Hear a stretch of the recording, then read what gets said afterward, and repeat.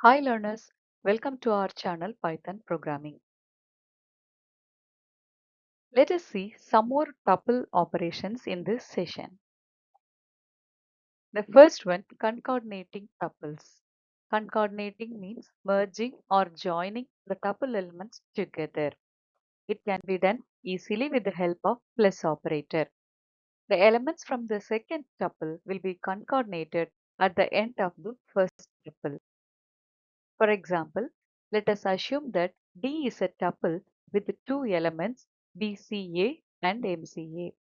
IDs is a tuple in which we have three elements 1, 2 and 3. If we try to concatenate the tuples D and IDs with the help of the plus operator, we will be getting the result on the screen as BCA, MCA, 1, 2 and 3. Let us take one more tuple T. T is equal to X, Y and Z.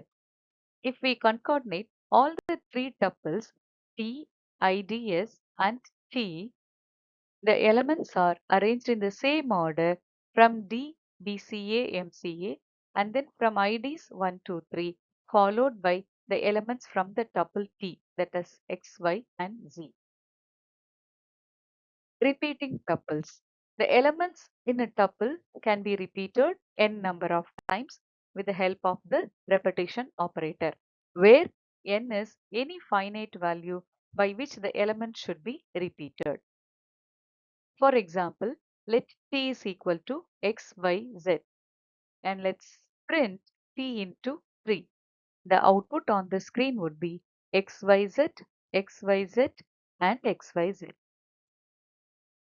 Membership operators in and not in.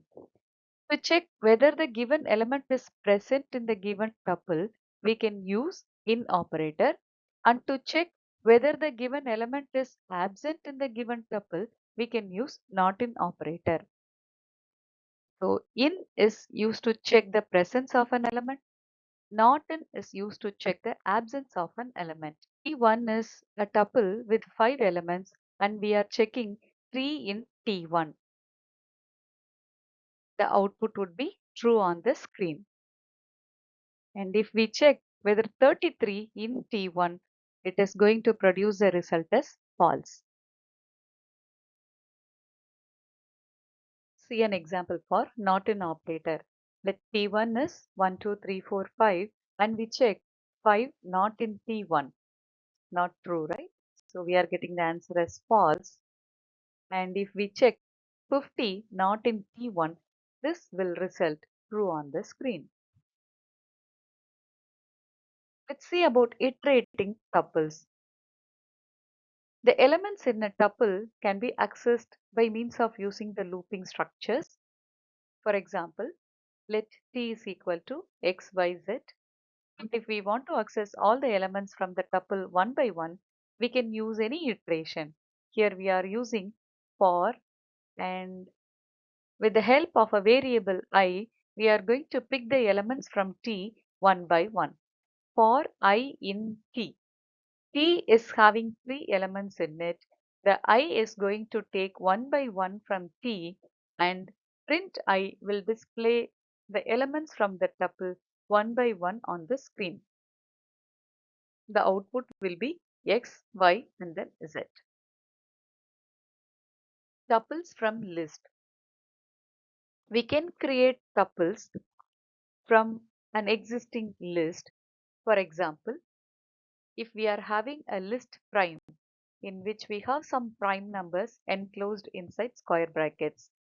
If we print the type of prime, it produces class list because prime is the list which belongs to the class list. Okay. Now how to create a tuple from the list prime? Prime is having the elements 1, 2, 3, 5, 7, 11, 13 enclosed inside square bracket. To convert it into tuple, we have to use the constructor tuple. Now, t prime is a variable in which we are storing the elements from prime as a tuple. So, t prime is equal to tuple of prime will convert the list of elements into a tuple of elements.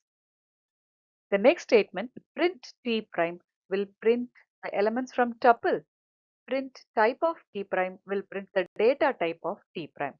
The output is on the screen 1, 2, 3, 4, sorry, 1, 2, 3, 5, 7, 11, 13 as a tuple, and the data type of T prime is class tuple.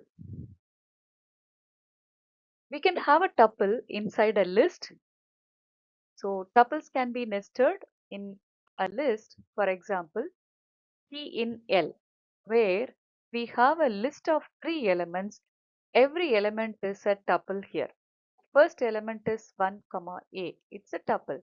The next element is 2, comma B, it's a tuple. The third element is 3, comma C, it's a tuple. Now, all these tuples are enclosed inside square bracket.